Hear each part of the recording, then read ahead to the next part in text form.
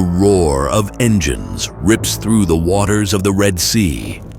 An American aircraft carrier forges ahead toward Yemen, escorted by a full battle group of destroyers with frigates and fighter jets.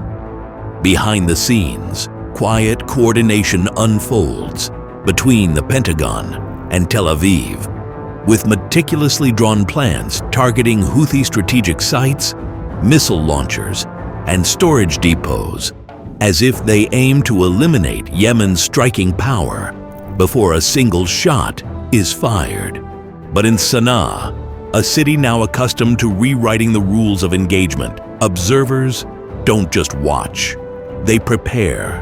A wing of long-range cruise missiles is being mobilized silently. Mobile launchers, anti-ship platforms, and precision-guided suicide drones. The buildup isn't announced, but it is unmistakable. Yemeni eyes scan the skies, waiting for the slow-looming silhouette of the American sea giant to unleash a strike that won't soon be forgotten. An asymmetric confrontation, yes, but far from impossible. Can Yemen's cruise missiles break through the armor of the U.S. Navy? We reveal hidden details and unseen data about this emerging threat. Stay with us until the end of the episode, and don't forget to like and subscribe to help us reach more viewers. At the core of Yemen's expanding missile capabilities lies the Quds series, specifically Quds 2 and Quds 3, seen as some of the most serious threats to U.S. naval assets operating in the Red Sea and Gulf of Aden. The earlier Quds 1, first showcased in 2019, was a subsonic cruise missile reportedly derived from the Iranian Sumar, itself reverse-engineered from the Russian Kh-55. But Quds 2 and Quds 3 mark a significant evolution, with a range exceeding 1,000 kilometers as estimated by the U.S. Department of Defense, and flight profiles hugging the sea at altitudes below 30 meters. These missiles are built to evade radar detection. Technically, they rely on an INS and GPS navigation suite with probable terminal guidance via electro-optical or infrared seekers to track moving ships, posing a real threat to large U.S. naval vessels that cruising at speeds of 30 knots or less. Their warheads, estimated at 200 to 250 kilograms of high explosives, could disable takeoff and landing operations on a carrier if they strike near a flight deck, fuel depot, or weapons magazine. Yet the missile itself is only half the equation. The real danger lies in saturation tactics. Multiple Quds missiles launched simultaneously from different angles and at low altitudes, flying at subsonic speeds of roughly 700 kilometers per hour. Such an attack could overwhelm close-in defense systems like CRAM or Phalanx CIWS, forcing even the most advanced carriers into a defensive posture or retreat, as it did before. Mandeb missile, short-legged but dangerous. Though relatively simple, the Mandeb cruise missile represents one of the more practical threats to U.S. carriers operating near Yemen's western shores or transiting through the Bab al-Mandeb Strait. First revealed in 2017 via footage from Yemeni armed forces, Mandeb is a clear derivative of the Chinese C-802, known in Iran as Noor, and in its advanced iterations as Qadr. Smuggled likely via Iranian supply lines, these missiles were modified locally by the Houthis for improved guidance and warhead effects.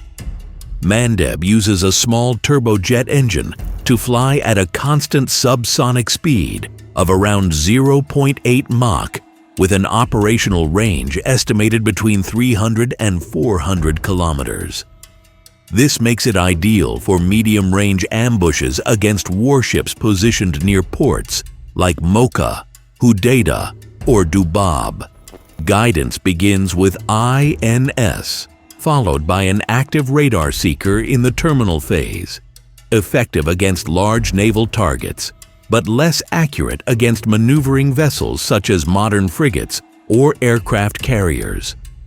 Its 165-kilogram semi-armor-piercing warhead is designed to penetrate upper decks before detonating inside, multiplying the destructive effect. Most notably, Mandeb has seen combat success. In October 2016, Houthis struck the Emirati HSV-2 Swift near the Bab al-Mandab Strait, disabling it completely. Days later, they launched similar missiles at the USS Mason, prompting a rare retaliatory strike from the Pentagon against Houthi launch sites in Hodeidah. This proved Mandeb was not just propaganda, but an operational weapon capable of forcing U.S. warships to adjust. The mysterious Rubezh missile. While most Houthi missile threats are confined to the Red Sea theater, a more elusive name circulates in intelligence circles: Rubezh, or possibly SFC. Rarely seen, never showcased, and reportedly launched from undisclosed mountainous locations, this missile is believed to be an extended-range cruise weapon derived from Iran's Sumar or Hovizeh, and ultimately from the KH-55. Flying low and slow at about 0.7 Mach, it allegedly reaches distances between 1,200 and 1,500 kilometers.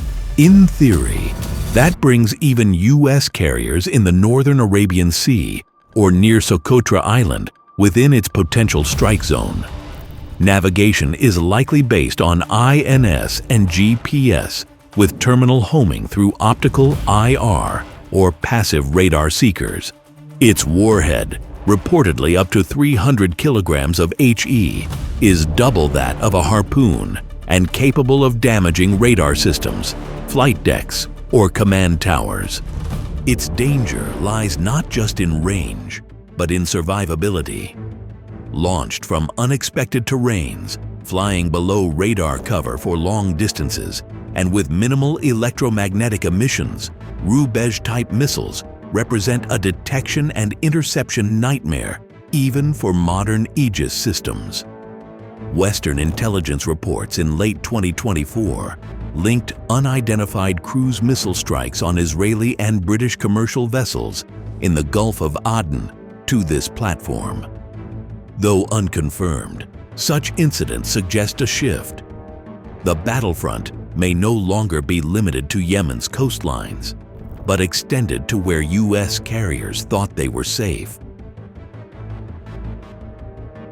The dark side: why cruise missiles alone aren't enough. While much has been said about the limitations of Houthi missile technology, battlefield reality shows that danger isn't always measured by precision or payload, but by the ability to disrupt, disorient, and force recalculations. In June 2024, under sustained pressure from cruise and drone attacks, the aircraft carrier USS Dwight D. Eisenhower withdrew from the Red Sea. The withdrawal was never officially announced, but the circumstances were undeniable. A barrage of cruise missiles and drones, the confirmed downing of 3 F-18 jets, and multiple MQ-9 Reapers. It was a message. The threat had crossed from theoretical to tangible. Yet facing a carrier in direct missile combat remains far more complex. Such vessels are never alone.